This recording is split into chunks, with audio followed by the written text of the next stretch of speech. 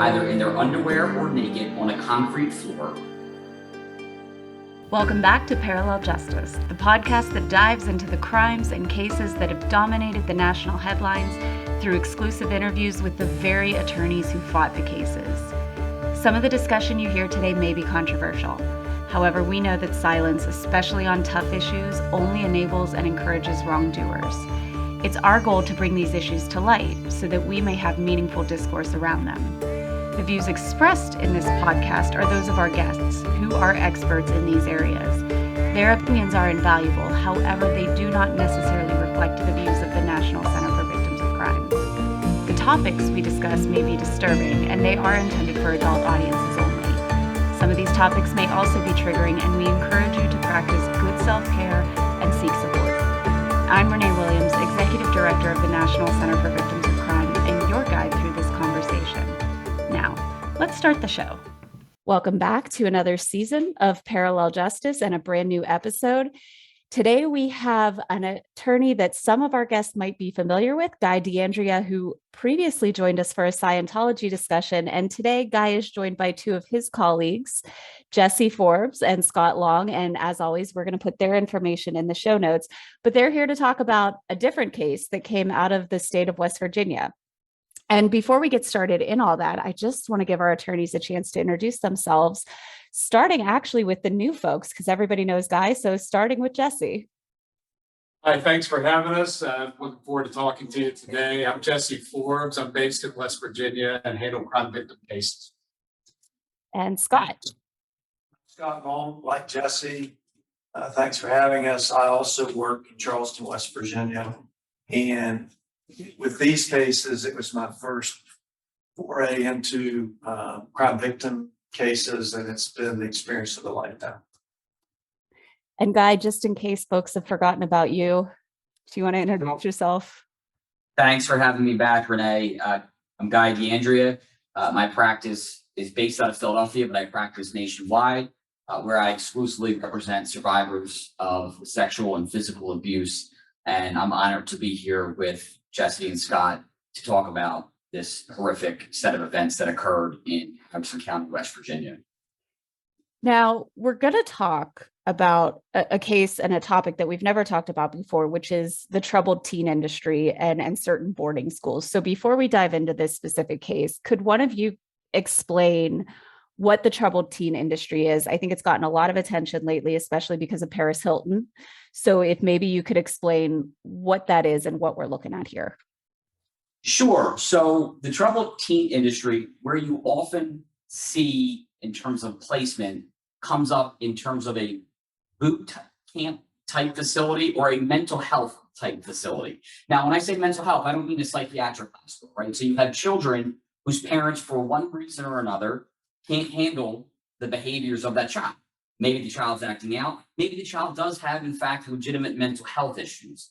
Sometimes the child's not really doing anything other than being a child. And the parents, despite wanting to help the child at times, but other times just not wanting to deal with it, will find one of these two types of facilities. And when they're sent there, oftentimes there's no communication with the parents for weeks or months or at all. And they are most often overnight or week long or weeks long, or in the case we'll be talking about, months, if not years long. And the whole idea is to correct behavior, address potentially mental health issues, if that's the type of facility, and get the child back to sort of what baseline or normal functioning through all sorts of means. And so I imagine in a lot of these cases, and not necessarily this case, but that the families are a little bit wealthier. So they are paying a great deal of money. So they expect their children to be taken care of, one, but two, what if things go wrong with the school, there is a certain notion that the children are just struggling emotionally. And so they might be making things up. Is that what you've experienced? Yes. In fact, the good facilities do it properly, because there are some really good facilities out there for children. The bad facilities, what I saw, not just in this case, but in other boarding school type cases for at-risk troubled teen youth, is that the director of the facilities will actually instruct the parents up front before the child's even enrolled, saying, your child is going to call you and say, we're beating him or her, we're sexually assaulting him or her, that we're starving him or her, because they know that previous children that they were doing those exact things to reported. So they upfront it so that when the child does report, if the child reports, it's already planted in the parent's head that this is a lie. Into a much larger facility where she was bringing in 30 to 50 children, boys and girls, per year, paying on average between $2,800 and $3,500 per month per child. It was advertised as a facility that could, quote, cure, not help, cure ADHD, reactive attachment disorder, bipolar disorder, other psychiatric conditions and mental health conditions or problems. And ultimately what was there were no doctors, no nurses, no therapists, no counselors, no psychiatrists, no psychologists, no one who had degrees. 90, at times 80 to 90% of the staff were from foreign countries. No problem necessarily with people coming to work, but they had no accreditation, they had no background, they had no formal education.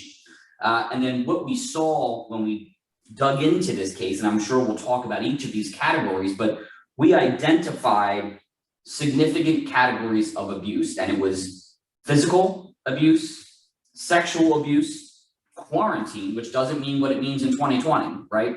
Quarantine, which we'll talk a lot about, social, which we'll talk about, work crews, educational neglect, and medical neglect. And almost every one of these children suffered from almost all of these categories of abuse. Now, before we get into that, I just want to set the table for, because you mentioned Susan Gill Clark stepped in and her staff, who was unaccredited.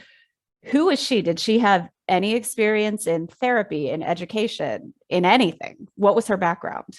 Yeah, no therapy. She was a registered nurse. She sort of floated around. She grew up in California, made her way to West Virginia, but she was a nurse. I mean, and that's great, but that doesn't make you qualified to run a boarding school for children who have significant mental health issues. And the staff, she was doing no background checks on the staff. The staff were not brought in with any kind of counseling certification or anything along those lines. And as Guy said, the majority of the staff were from outside of the country, which again is not a problem necessarily, but here they would bring them in and make them teachers or make them counselors or make them in charge of children. And they had no training that we could tell whatsoever in that format. And most of them were met on mission trips or identified through the church. And then they were brought into this rural part of West Virginia and given a job in charge of boys and girls dormitories and education and things that they were not equipped for. And I want to just highlight what Jesse just said, just so it's clear. In 20 some years of this facility operating, hundreds of staff members, not a single one received a Child Protective Services background check or a criminal background check. Not one. The school operated from 1988 until 2014. How did they say that they were going to cure these kids? Was there any information given? No. Well, that's not fair to say no.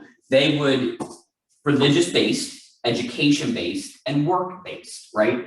And sort of the mindset of, an idle mind, right? These children have idle minds, so they're sort of running them up. And so we're going to keep them busy essentially every single moment of the day, except for when they're sleeping. So work crews, quote unquote education, you'll hear about why I'm saying quote unquote education, and just constant supervision. And the sad thing is most parents didn't really inquire as to, you're saying you're going to cure bipolar, which is not curable. So let's just be clear about that. So what are you doing? That no one really inquired about that. You had a lot of parents who were in the same religious group as Ms. Clark. And they believed through part of that by working hard, by a strict diet, that they could cure these disorders that, as Guy said, are not curable. And Ms. Clark went around and advertised this school. She spoke at various religious conferences. She spoke to a lot of churches. She actually was on a television program through one of the churches for a very long time, where she would talk about how they started with some foster placements, and these kids were doing so well that they decided to open the Miracle Meadows school. And we always use school in quotation marks, because this place, as Guy said, there really wasn't much in the way of any actual education being done. But they had children out every waking moment, sling blading, digging ditches, doing all sorts of physical activity. And when they weren't doing that, they were repeating, writing down Bible verses and going through a process that supposedly would help them with their mental health. And if I could add, my impression of it is that because she did this within the context of its church, that people just assumed, well, that wouldn't happen unless what she's saying is for real. Sure. And to your point, Jesse, about basically cleansing the body, many of these kids came in on prescription drugs for serious issues, and they weren't allowed to take them. I mean, her belief was they shouldn't be on those. Were they at least weaned off? Were they weaned off? Day one, Renee, stripped of their necessary psychiatric medication. And anyone who deals in mental health knows if you have someone on an antipsychotic that they've been on for a month, but these kids, some of them for years, they go in day one, removed of their medication. The damage that does to a child, to a human being, removing them of their antipsychotic medication without weaning them off is indescribable. And most of these children had very serious psychological issues and mental health issues.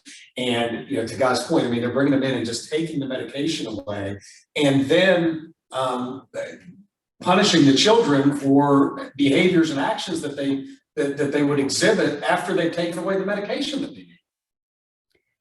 Were there any physicians on site, or did they have any access to medical care on site?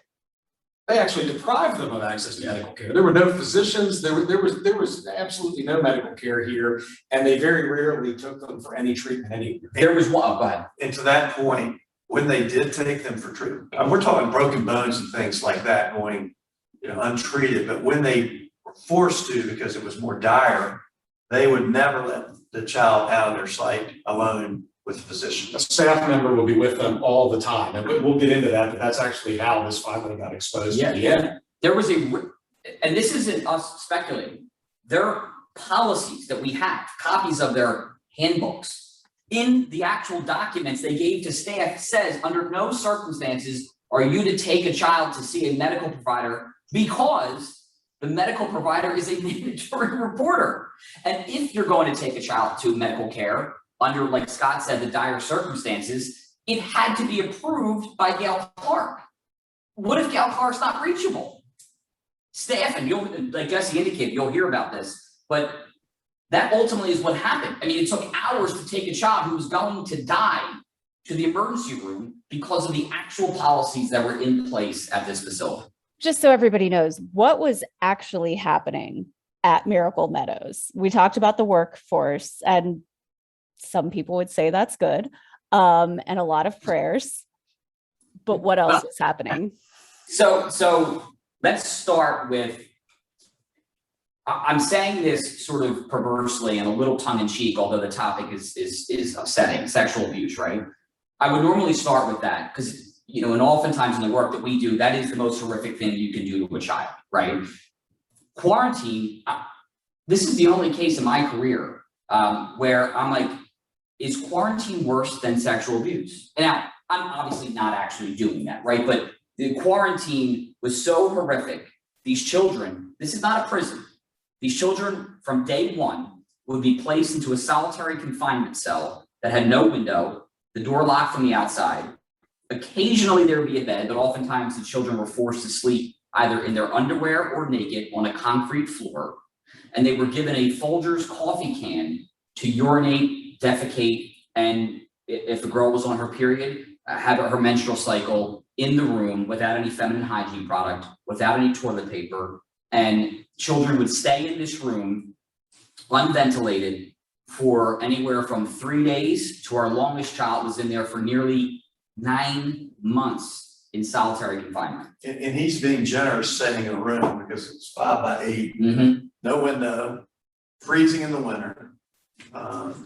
It was brutal. These were cells, and these are kids as young as, I think, 7. Is the youngest we're aware of. It was put in a 5 by 8 cell, given a coffee can for a bathroom, and no toilet paper. I mean, these kids, we found out that if they were lucky enough to have any clothing, they were ripping pieces of it off to use as toilet paper, starting at 7 years old in this isolation cell where they'd have to write down religious verses, and they'd be kept in there for months. It was just an absolute house of horrors. No showers, Minimal nutrition. 1 or 2 meals a day. Usually something very bland, like, a rice or beans or something along those lines, if they were lucky enough to actually get the beans. Yeah. Did you go into quarantine when you first came and then you were eventually let out? Was it Yeah. a disciplinary method used, or was it just the standard? So, yeah, both, right? So day one, most children, like, they just getting there. They're in quarantine for a couple of days. But then to your point, Renee, if there was a problem, and like, it could be literally from a child being told, stand in line, and the child says no. Okay, well, now you're in quarantine. Like, you said no to a command, so we're gonna put you in solitary confinement, which, by the way, juvenile detention centers for children who have committed crimes are not allowed to do. What else was happening there? So quarantine sounds awful. And one of my questions was going to be how rampant was this? It sounds like every kid was quarantined, at least for a little bit, but what else was happening? I mean, just the work crews alone, some of the things I've heard you guys describe in the past, I think those are important for people to hear what a work crew actually was as well. Well, we use the term work crew pretty loosely here. I mean, this is where they would have staff members take the kids out in freezing temperatures. This was a large rural area in West Virginia, and these kids would be out shoveling snow, digging ditches, dealing with a rudimentary sling blade to cut weeds down. And they'd have to do that type of stuff, whether it was freezing, whether it was raining, whether there was snow on the ground. They weren't given the proper type of even clothing for that. I mean, we had so many kids testify about how they had shoes that had, I think, holes in them. I mean, these were not work boots. These were not things where they were given proper insulation. And it gets cold in West Virginia in the winter up in the mountains. And that's where this was. Not paid, right? No child was paid for this labor. They're working under the best of circumstances, 6 hours a day, hard labor, 6 days a week. That was the very minority of cases. Most children were working between 10 and 14 hours a day, 6 days a week. Instead of being in school. So I think you already answered a little bit of this, but there was hard labor. There was no education happening. So was it hard labor and then quarantine? What else was going on at this school? So education, Renee, this is how the education program played out. On the best of days, a child would be, quote unquote, in a classroom for 3 hours max. On the best of days. Learning Okay. about what? Well, hold tight, okay? So, and it changed from year to year. So, but You're talking about a long period of time here, 88 to 2014. So there's different time frames as to what it was. But the vast majority, so if we're doing the sort of the median of what happened to the children in this educational program, boys and girls 7 to 12 would be in one room, boys and girls 13 to 17 in another room. In other words, if you were 7 or 12, you're all in the same classroom. Nowhere in the world does that happen, right? And then conversely, if you're 13 or 17, you're in a different classroom. There is literally no teacher. There's a staff member who sits at the front. You're given what's called a PACE packet that is multiple choice for potential answers to questions like math, science, whatever it may be. The children were given this packet. They have to answer. They bring it up to the staff member who had the answer key. And she would say, that one's wrong, go back and do it again. And they would just keep bringing the packet back until they essentially circled the right answer.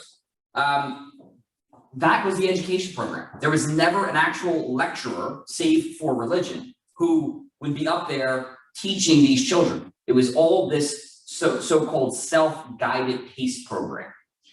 And we had times, the time frame changed per kid as to what staff was actually in charge of the education during that time frame. But we had a time frame where there was a kid that said that the English teacher, supposed English teacher, was from a foreign country and really only spoke broken English and was supposed to be a quote unquote English teacher. Of course, there wasn't any instruction going on anyway, because as Guy said, this was a supposed self-taught workbook where these kids would get, and they just had to go through the workbook until they got the answers to the question.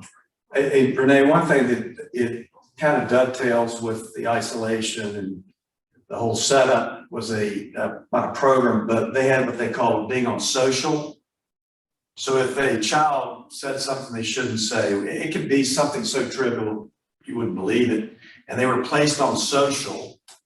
They weren't allowed to talk to anybody or to be spoken to, and that sounds easy, but it's very difficult. You've got kids, like they've discussed, that have psychological issues anyway, and they have to, basically walk around with the scarlet letter almost and not be recognized or spoken to. Well, to piggyback on the social, the children in the scarlet letter would wear an actual orange bright vest. It was so isolating to these children who actually need it. They're there to get care.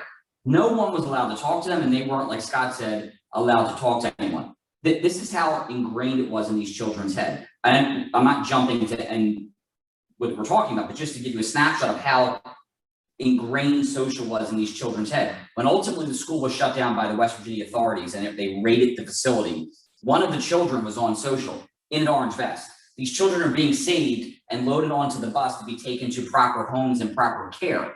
One of the children who was on social, the entire group, the CPS worker, the DHHR worker, said all the children who weren't on social, couldn't get far enough away from that child. They backed away because they weren't allowed to contact or touch that child or be around that child or console that child. Even with the authorities there, that's how ingrained it was in these children's head. And Renee, we had kids that we represented that virtually were either in isolation or on social the entire time they were there. So we're talking serious psychological torture. Yes. When they're there, when they are children who are already struggling with different issues. Was there a physical component? Yes, significant physical component, ranging from staff members literally breaking the bones of an 8-year-old child and many other children. One in particular stands out. He had his arm broken 3 times. He was hit with a board that had nails, like you see in a movie. I mean, almost like you saw in Walking Dead. If anyone watched that show, the guy who holds the baseball bat with all the Negan, right? Literally was hit with something like that. He was 8 years old, okay? They were strangled to the point of passing out. They were restrained with handcuffs, hogtied, stripped naked, tied to poles in fields, and the other children were forced to mock the child, a form of humiliation and denigration that is unimaginable. And encouraged to fight each other while being supervised. Yeah, they basically organized what they call wrestling matches with these kids. But this case is so horrific that it's almost unbelievable in terms of what happened to these kids. If you hadn't actually lived and breathed this case and listened to the law enforcement officers, the child protective service officers that uncovered all of this, and the children, they all corroborated each other's accounts of what happened. Because we all do this work, but when we first got involved in this, it's almost so unbelievable, because it's just completely horrific, and it sounds like something out of a movie. These kids were reporting to their parents, allegedly, and you mentioned somebody was always with them. Did any of them get to report to their parents? What was their parents' reaction? Well, with the parents, I mean, the problem is that through the school would preempt that by telling them, hey, these children, they're going to lie to you. They're going to tell you we're doing all these crazy things. You can't believe the kids. They have these conditions. They have these problems. They are going to try to tell you these unbelievable stories so that you'll come take the child out of this place. So the school kind of, they poison the well in the parent's mind on the front end of that. Well, and to some extent, what you just said, it's outlandish. Right. So if you right. have a kid coming to you saying this, it's like, come on now. Well, and that's part of the problem. I mean, even some of the parents that would get even pieces of information, would just disregard it because it sounds like something that some child made up because it doesn't sound real. It doesn't sound like something that could have happened, but it did. Imagine a child. Children were only allowed one communication with their parents per week on a scheduled time. And if they're in quarantine, they don't get that communication. The parents are lied to about why the child can't speak to them. But when the child would call for the 1 week phone call, there would always be it was a two-way line. So the staff would always be on the line. And the moment a child started talking, especially about sexual abuse, boom, line gets disconnected. Staff member calls back and says, we now need to redirect this behavior. The child's making things up. This is exactly what the child is here for. Let us handle it. Now, what about the medical professionals that we talked about when these kids did get to go to the hospitals, even if they had someone with them? That is a tenet of medical professionals that you get the patient alone in the room so you can ask them the right questions. How did we go wrong? Yeah, hospital was reserved for like child is going to die. I mean, essentially, okay.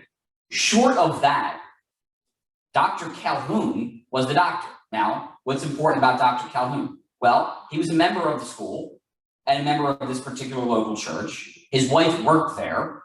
And so essentially the fix was in. He knew what was happening, didn't care.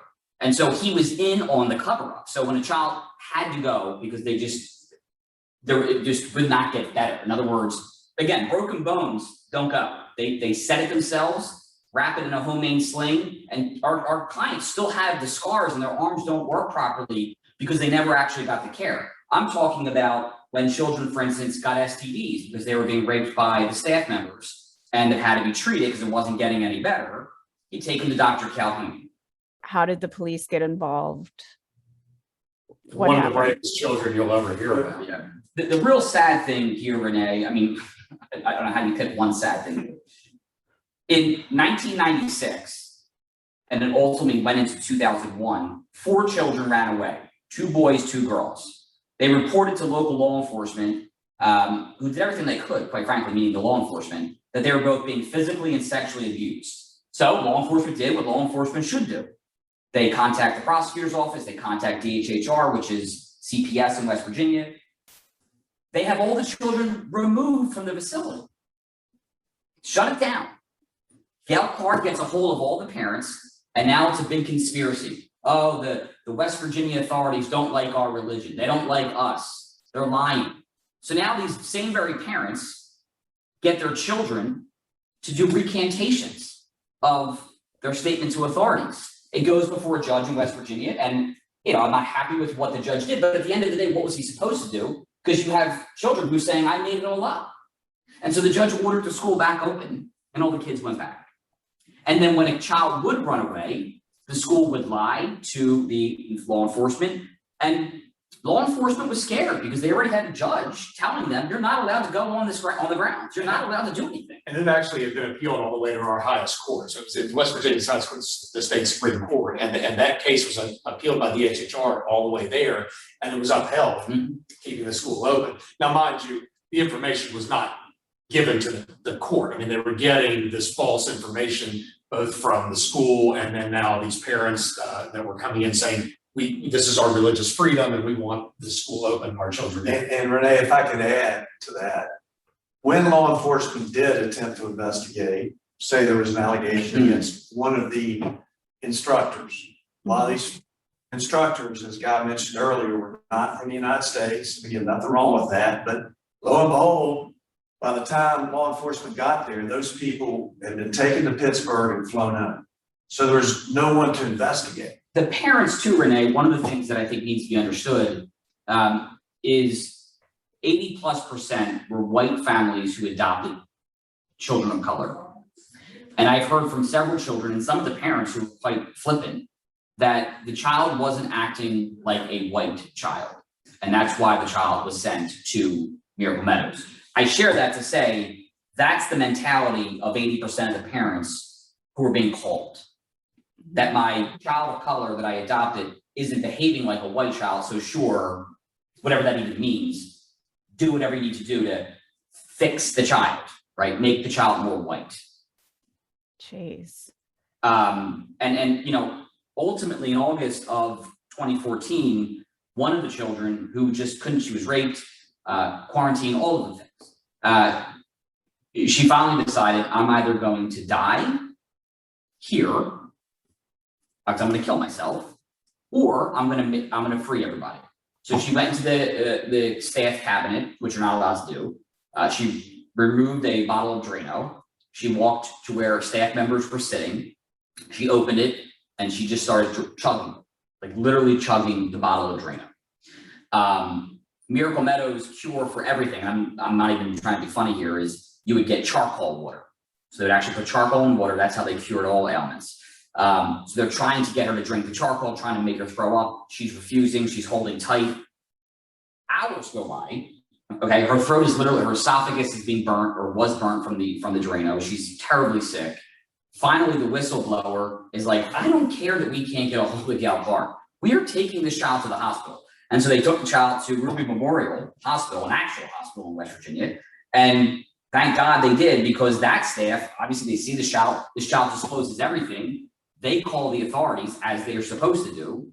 And within 48 hours, West Virginia convened a absolute caravan of prosecutors, state troopers, local PD, trauma-informed detectives from Bridgeport and Clarksburg. I mean, like you see in a movie, like Jesse brought up, like they just, there was a caravan of law enforcement that just infiltrated the facility, shut it down, and saved these children. They got all the kids, they put the kids on the bus, and actually the main CPS worker involved in it, when she testified at the end, talked about how as they were leaving the school, the children started singing Amazing Grace on the bus as they were pulling out finally. Yeah, and if you want to talk about how sick this woman Gail Clark is, so they shut this school down, okay? They finally get the children out. She immediately starts making calls to the parents. The law enforcement is at it again. They're after us. They're after us. 9 of the parents agree with Gail Clark. So they go to West Virginia. They pick up their children. And 9 of the families turn the children back over to Gail Clark, who tells the parents, I'm going to open a facility in Ohio. So I'm going to load them onto a van. And once we're in Ohio, the West Virginia authorities can't touch us. Thank God someone, anonymous caller tips off the West Virginia State Police and the Harrison County Sheriff's Department. And they're like, we believe these children are about to be transported over state lines into Ohio. And they, again, caravan to the church where they're being held. And literally as they're pulling up, the children are being, like out of a movie, the children are actually being put on the bus to be transported across state lines. And they shut it down again, thank goodness. And after that, Miracle Meadows is no more. Did they arrest her? They finally prosecuted her in 2014, and she was convicted and pled guilty to 2 misdemeanors and spent 6 months in jail. That's it. Yeah. 1 other staff member charged, and all charges against him were dropped. When we got into talking to the detectives and deposing the detectives about what had occurred there, I think part of their issue was that there again, the children were now elsewhere and the alleged perpetrators were elsewhere, and they felt they had difficulty with the case in prosecuting anybody else. But no one else was convicted of anything other than Gail Clark, who spent 6 months in jail, and her convictions had to do with not reporting. Yeah. Now, you all then got involved and got to depose Gail Clark. So what were some of her responses to this? What was her defense? Yeah, I was asking her about the program, and specifically the line of questioning was about the non-background checks that were not being performed. So they weren't doing CPS or criminal background checks. And I was pressing her and pressing her and pressing her. And then ultimately, just off the cuff, she said, well, how we did things worked for us. It worked for us. And so I can be, anyone knows me, I get very confrontational and very argumentative. And I said, this worked for you. You understand that 27 children at that point have, and it's been proven, were physically abused, sexually assaulted, placed in solitary confinement, not given an education, not taken to the doctors, removed from their necessary medical, made to work 14 hours a day. So I go through the whole litany of things, the compound question. In law school, they would tell you never to ask a question like I asked it, but I was so frustrated, I just put it all out there. It was more of a speech than it was a question. And in response to that, she said, when you run a school for 20 plus years, 27 children who report something such as what you just described, isn't that bad? Every single question that was asked of her. What was the response to taking the medications away? That's how they're going to cure the medications are what's damaging these children. Yeah, she indicated the belief was that the medication was a problem, and that by getting them off of the medication, she'd be in a position where they could actually get through to the kids. And they took issue, Renee, with no counseling because they had what was called campus counseling. And I think this is anyone who works in this world of what we do representing survivors, arguably this might be the most offensive thing to them. I don't know. But campus counsel was a child would report to a director or to Gail or to any staff member. I was raped by staff member X, right? John Smith raped me, anally, vaginally, orally. The next day, they would convene campus council, where the entire school, entire facility, all the children, all the staff would convene in the auditorium. The child would be placed in the center next to the rapist. Anyone in the attendance, children and staff members, were first then allowed to cross-examine the child in front of the perpetrator, then question the perpetrator in front of the child, and then, like some sort of sick Lord of the Flies, render their verdict as to whether this happened or not. So we talk about this show. We talk about cases where the criminal justice system failed. And it certainly seemingly did here. So how did you all get involved in the case? And what was the process you went through with your clients to decide to pursue civil cases against this woman? How this all came together is almost unbelievable. I won't, obviously not going to say the child's name, but a child was arrested in Portland, Oregon, okay, for some serious things. So it's not a joking matter, but he will always have a special place in my heart. All of them will, but I mean, this child was just amazing. And so when he presents to his criminal defense attorney, without talking out of turn or giving away privileges, but it was like, how did you get wrapped up in all? Like, you're too articulate, you're too smart, you're too good of a guy. How did you get wrapped up in the serious criminal stuff? And the child, this young man, explained to this Portland, Oregon attorney everything I just told you that would happen in West Virginia. So it's so unbelievable. He says, look, I'm in Portland, I'm a criminal defense attorney, I don't handle that type of work. He talks to a lawyer out there who does, and they said, well, look, this is too unbelievable, but I know some guys in Philly who are just about as crazy as they come. Because to your point, I mean, really, there wasn't a lot to the criminal justice system that, unfortunately, was a sense of justice to the children.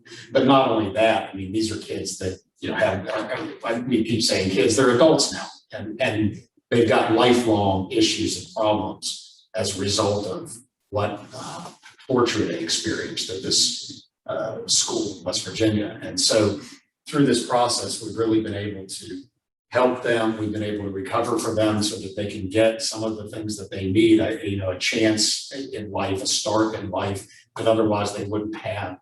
As Guy mentioned, I mean, the first one of these kids was in criminal trouble, which you see often with people who've been through these types of traumatic events. I want to close out a little bit by talking about these schools in general and the troubled teen industry. And it harkens back to our original conversation.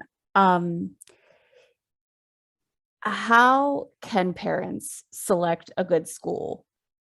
I mean, you said at the beginning, there are some of these schools that are good. How do they find that? And what's your advice for parents if they are putting their children in these schools? Yeah, so on a baseline, Renee, parents, this might sound silly or self-evident, but apparently it's not. Ask questions, right? So insist on seeing, or at least knowing, that criminal background checks, child protective services background checks are being performed. vet the school through the internet. Don't just trust the web page, right? Look at Reddit pages. Look at other sources where people have sent their children. If you find another family that has sent a child there, it's great to talk to their parents. If the parents will allow it, see if you can talk to the child one-on-one or with your parents present. Go to the Better Business Bureau. Make sure, Jesse talked about this earlier, that the school is actually accredited, that there has been people, boots on the ground, vetting this facility, right? Look at the track record. Do a docket search to see if the school's ever been sued, right? These are just some basic things that can be done to make sure. Talk to the facility and look into the success rate. Because there's actually a lot of programs out west or in the Midwest, like Utah, Montana, that are just phenomenal, right? That really are, just stellar facilities that, are they 100% successful? No, how could you ever be 100% successful? But they have a tremendous success rate helping children develop into productive, healthy as can be young adults. Yeah, I mean, just to follow up on that, as Guy said, investigate. Go see the facility, do a Google search, get into the weeds of what's available on the internet. Make sure there is some level of accreditation that people have been there. Try to talk to as many people as you can. And parents, when your child tells you they were beaten within an inch of their lives, or they were raped or sexually assaulted or kept in a solitary confinement cell or any other form of abuse, believe your child. Believe your child. Now, that doesn't mean, you can verify, but don't just dismiss it. All right, we are getting close to time, but I wanted to make sure I asked you guys, where do we go from here, and what's happening right now with this case? Yeah, so Scott, Jesse, and I and our teams combined have resolved the first, we call it round now, of cases for these young adults, then children. But now we actually, sadly, but again, we're privileged to help additional round of 25 now young adults, former children of Miracle Meadows. We have 25 new lawsuits that were just filed, or some were just filed, some were filed a little while ago. And we are in active litigation, again, against Miracle Meadows. And we actually have, we just had a conference that Jesse and Scott had with the judge, a hearing actually, that they argued. And we actually have a trial date. Our first trial date is set for next May for one of these children, and each trial will follow thereafter. And just to follow up on that, part of the reason that we've been able to continue to help these types of survivors is an act of the West Virginia legislature. A couple of years ago, they extended our statute out to age 36 for child sex abuse victims. So former child sex abuse victims can now bring a claim up to age 36 in West Virginia.